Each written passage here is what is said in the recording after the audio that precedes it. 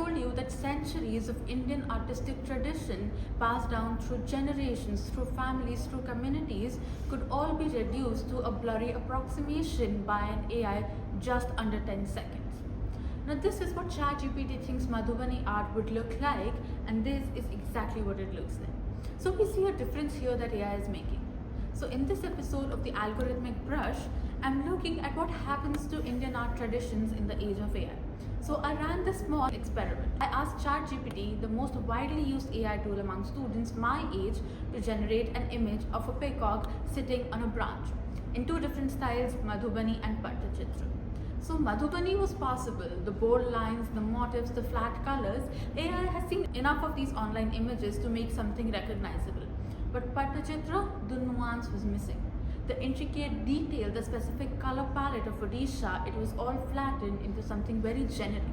So then I tried Sohrai art, which is a tribal art from Jharkhand, which is usually painted on walls during the harvest festivals by women of the Santhali tribes and other communities. Here, ChatGPT could barely produce as accurately because AI runs on big data and Sohrai does not have big data. It is not viral, it is not on 1,000 Pinterest boards. So to the algorithm, it just barely exists. Now you might think that it's just an image. Think about what this means.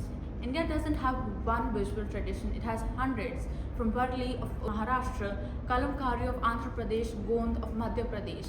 Each of these styles has a community behind it, a history, a language of symbols that took generations to develop.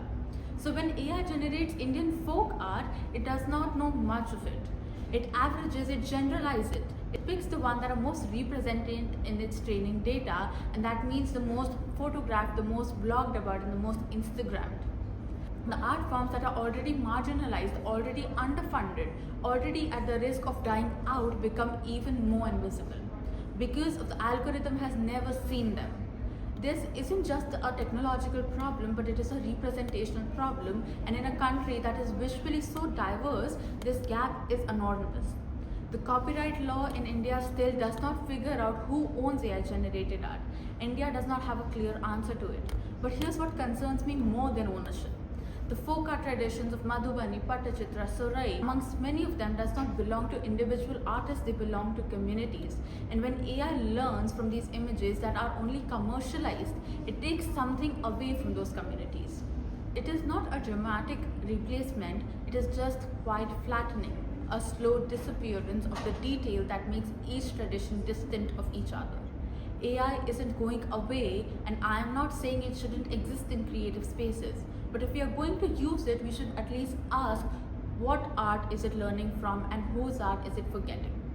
I am Kanak Mehra from the Algorithmic Brush, and if this made you think, share it with someone who makes art and values it.